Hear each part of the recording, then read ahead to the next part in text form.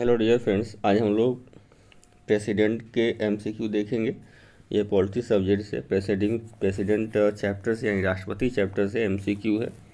ये सारे एमसीक्यू लिए गए हैं लूसेंट से, जो कि मोस्ट इम्पॉर्टेंट है। तो चलिए क्वेश्चंस करते हैं। पार्ट 1 मैंने प्रेसिडेंट का एमसीक्यू पार्ट 1 कर दिया है, ये पार्ट 2 है। तो पार्ट 2 एमसीक्यू देखेंगे जो प्रेसिडेंट का है, और बहुत सारे चैप्टर्स का हमने इससे प्रीवियस में भी किया हुआ है एमसीक्यू। तो प्ले लिस्ट में जा करके वहाँ पे आप देख सकते हैं, रिवाइज कर सकते हैं। और ये सारे क्वेश्चंस रिपीटेड होते हैं, सारे एग्जाम में आते हैं, चाहे वो एसएससी सीजीएल हो, एसएससी एमटीएस हो, या सीएसएल हो, या फिर यूपीएससी हो, पीसीएस हो, बिहार पुलिस हो, एसआई हो, या अदर स्टेट में पुलिस हो, एसआई हो, कांस्टेबल्स हो। ये सारे एग्ज़ाम के लिए मोस्ट इम्पॉर्टेंट है। तो चलिए 51 नंबर 1 से शुरू करते हैं। ये सेकेंड पार्ट है प्रेसिडेंट का। तो क्वेश्चन नंबर 1 कहता है कि निम्नलिखित में से कौन से राष्ट्रपति पूर्व में केंद्रीय गृह मंत्री थे। ऑप्शन है बेबी गिरी, यानी जैल सिंह, जाकिर हुसैन, या फिर आर वेंकट रमन। इनमें से कौन से जो है गृह मंत्री भी रह चुके हैं, कैबिनेट मिनिस्टर यानी केंद्रीय गृह मंत्री रह चुके हैं। तो चलिए करेक्ट आंसर देखते हैं क्या है। अगर आपने किया है बी तो बिल्कुल सही है, यानी जैल सिंह जो है ये केंद्रीय गृह मंत्री भी रह चुके हैं। नेक्स्ट है, भारत के राष्ट्रपति निर्वाचित होने से पूर्व निम्न में से कौन उपराष्ट्रपति नहीं थे। एस राधाकृष्णन, जाकिर हुसैन, बीबी गिरी, या फिर जैल सिंह। इनमें से कौन से ऐसे प्रेसिडेंट हैं जो कि उपराष्ट्रपति नहीं रहे हैं, डायरेक्ट प्रेसिडेंट बने हैं, राष्ट्रपति बने हैं।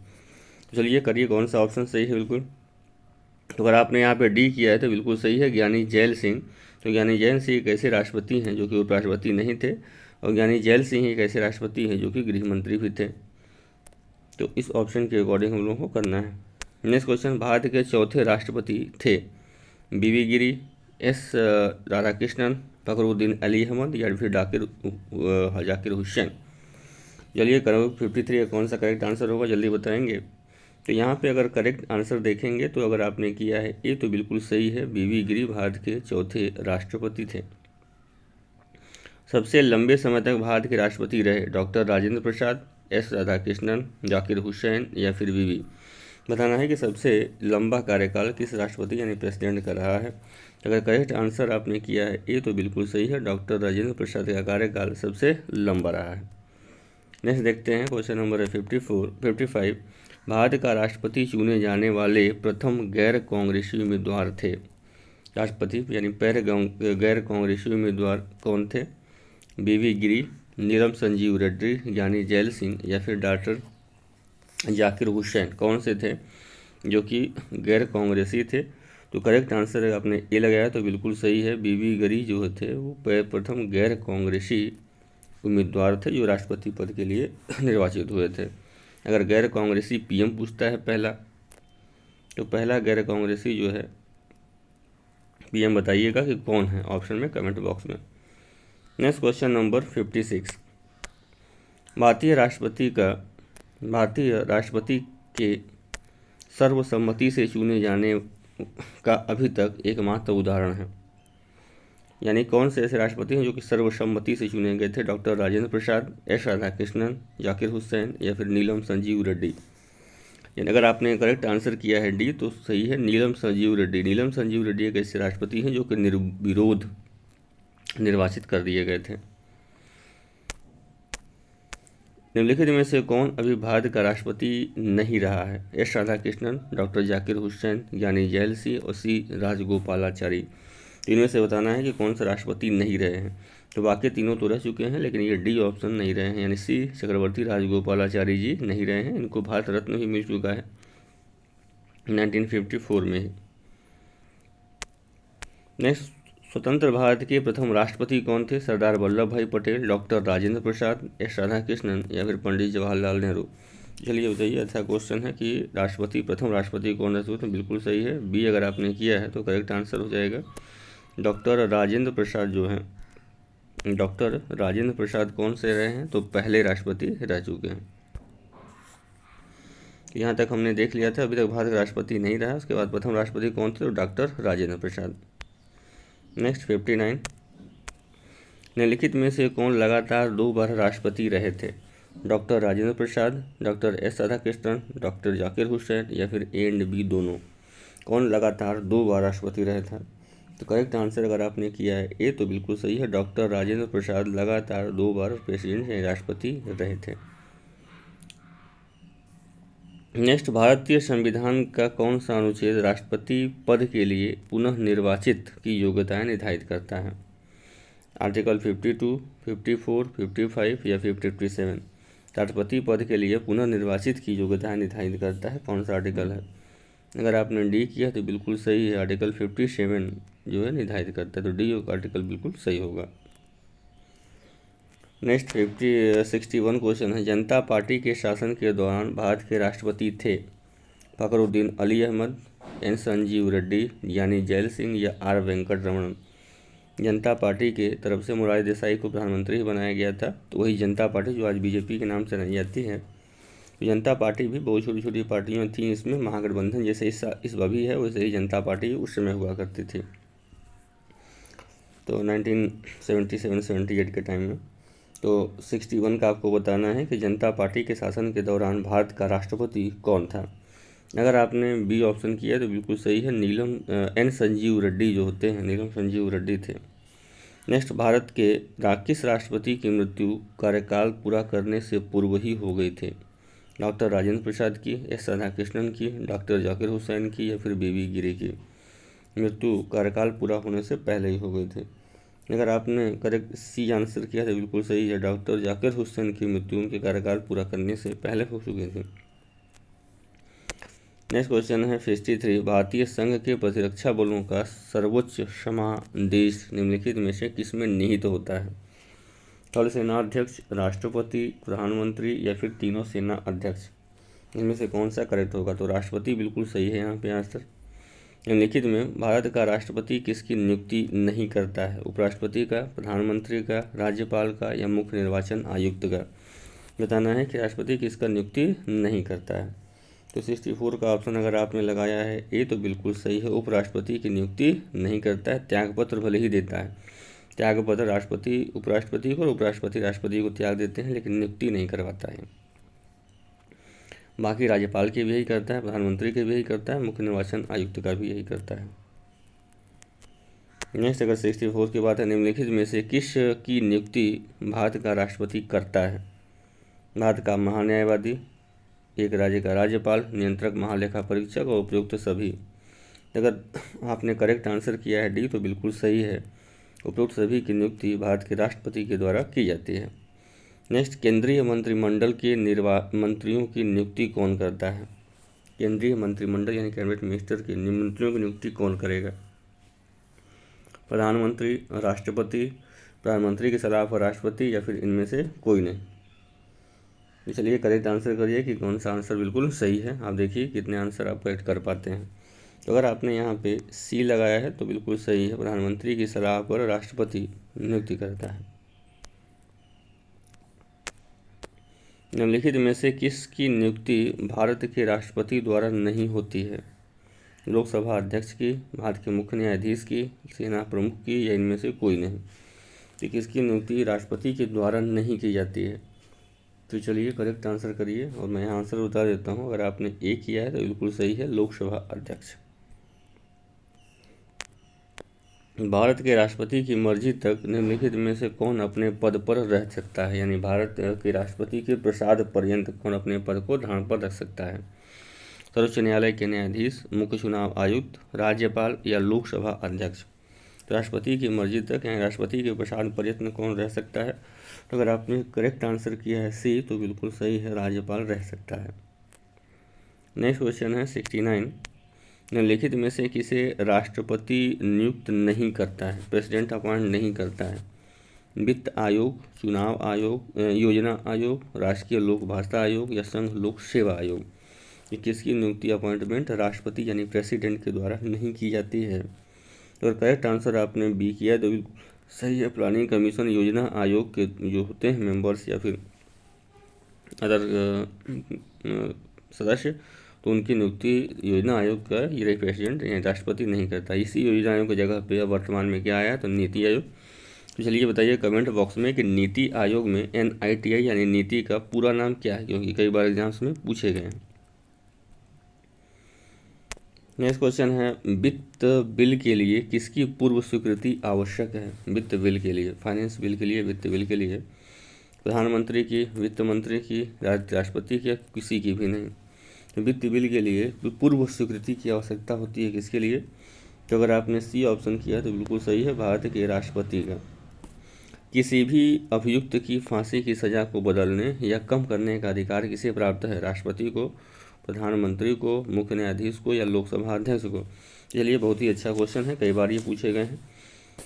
तो फांसी की सज़ा को कम करने या फिर बदलने का किसके पास अधिकार है? तो अगर आपने करेक्ट आंसर किया है ए, तो बिल्कुल सही है, राष्ट्रपति को अधिकार दिया गया है। नेक्स्ट क्वेश्चन है 72, भारत राष्ट्रपति द्वारा संसद के दोनों सदनों के लिए कुल कितने सदस्यों को नामित किया जाता है?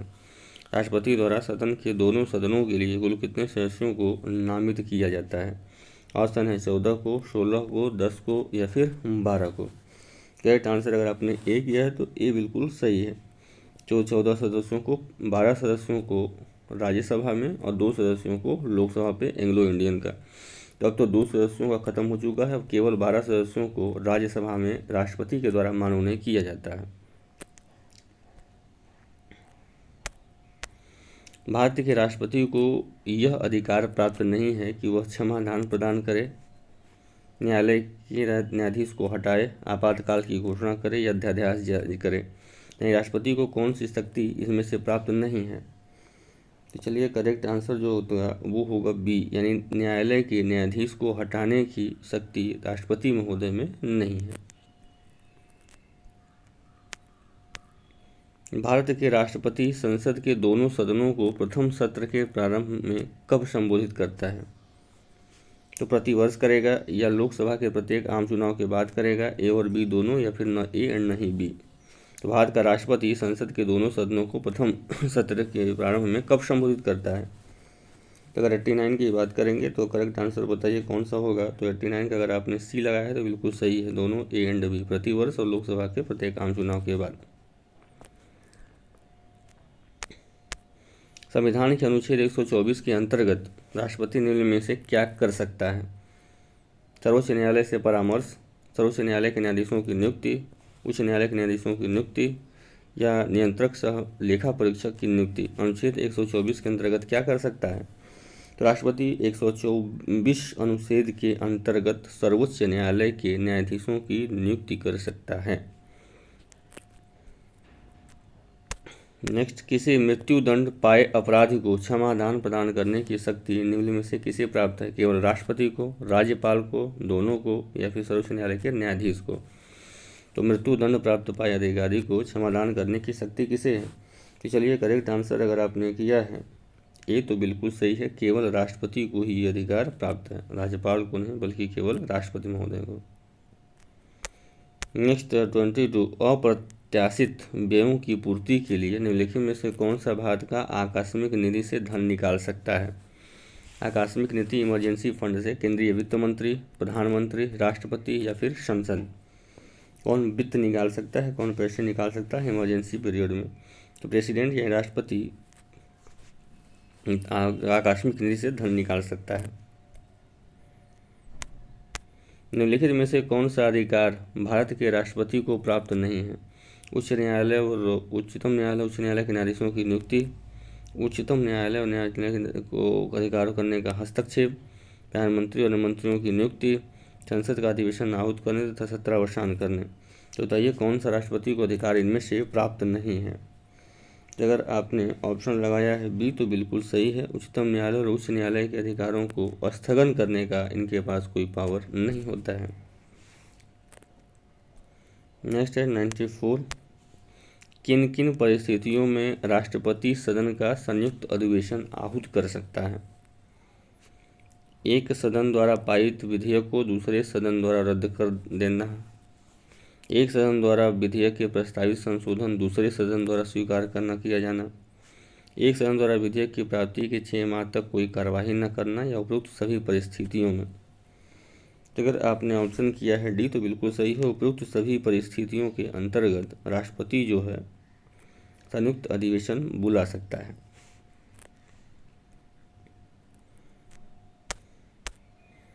किसी संस्तुति के आधार पर भारत का राष्ट्रपति भारत की आकस्मिक निधि से धन व्यय कर सकता है। लोक लेखा समिति के अनुशंसा पे, लोक सेवा आयोग के, लोक सेवा या फिर संसद या फिर किसी की भी संस्तुति की जरूरत नहीं है। इसकी संस्तुति पर राष्ट्रपति जो है आकस्मिक निधि से धन व्यय कर सकता है। तो अगर आपने डी किया तो बिल्कुल सही है, राष्ट्रपति को किसी की संस्तुति की आवश्यकता नहीं होती है। संविधान के किस अनुच्छेद के अंतर्गत राष्ट्रपति संघीय मंत्रिपरिषद की सलाह मानने के लिए बाध्य है? संविधान के किस अनुच्छेद के अंतर्गत? आर्टिकल 74, 85, 86 या 101? तो किस अनुच्छेद के अंतर्गत राष्ट्रपति संघीय मंत्रिपरिषद की सलाह मानने के लिए बाध्य होता है? तो अगर आपने किया है करेक्ट आंसर ए, तो आर्टिकल 74 के अंतर्गत मंत्रिपरिषद की सलाह मानने के लिए बाध्य होगा। युद्ध अथवा भारत पर आक्रमण होने की स्थिति में निम्नलिखित में से कौन सा अंतिम रूप से आक्रमणकारी के विरुद्ध युद्ध की घोषणा कर सकता है? युद्ध अथवा भारत पर आक्रमण होने की स्थिति में संसद कर सकता है, मंत्रिमंडल, प्रधानमंत्री या फिर राष्ट्रपति कर सकता है। तो ये क्वेश्चन रेलवे में आया है, बार बार पूछे भी जाते हैं। अगर आपने ऑप्शन किया है डी तो बिल्कुल सही है, राष्ट्रपति। भारतीय संविधान के अनुसार भारत के राष्ट्रपति का यह कर्तव्य है कि वे निम्नलिखित इनको सदन के पटल पर रखवाए: संघ वित्त आयोग की सिफारिशों को, लोक लेखा समिति के प्रतिवेदन को, नियंत्रक महालेखा परीक्षक के प्रतिवेदन को, राष्ट्रीय अनुसूचित जाति आयोग के प्रतिवेदन को। तो किसके भारत के राष्ट्रपति का क्या कार्य है? तो ऑप्शन ए है केवल ए, केवल 2 और 4, केवल 1, 3 और 4, 1, 2, 3 और 4। चलिए 98 का बताइए कौन सा करेक्ट आंसर है। अगर आपने सी किया तो बिल्कुल सही है, केवल 1, 3 और 4 में से 2 नहीं है, यानी लोक लेखा समिति के प्रतिवेदन को लिखवाने का उसका अधिकार नहीं होता है। बाकी सभी है 1, 3 और 4। नेक्स्ट क्वेश्चन है 99।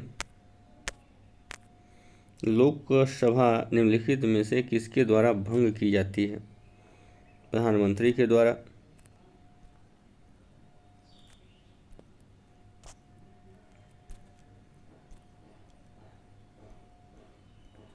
प्रधानमंत्री के परामर्श से राष्ट्रपति के द्वारा, प्रधानमंत्री के परामर्श से लोकसभा अध्यक्ष द्वारा, या फिर इनमें से कोई नहीं। तो किसके द्वारा भंग की जा सकती है? तो बी ऑप्शन सही है, प्रधानमंत्री के परामर्श से राष्ट्रपति के द्वारा भंग किया जा सकता है। नेक्स्ट है, राष्ट्रपति निम्नलिखित में से किस परिस्थिति में आपातकाल की घोषणा कर सकता है?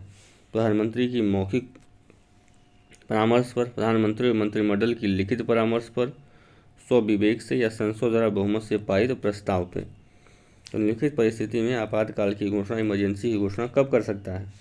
तो बी बिल्कुल यहाँ पे सही है, प्रधानमंत्री तथा मंत्रिमंडल के लिखित परामर्श के आधार पर प्रधानमंत्री जो है राष्ट्रपति को सिफारिश कर सकता है और राष्ट्रपति आपातकाल की घोषणा कर सकता है।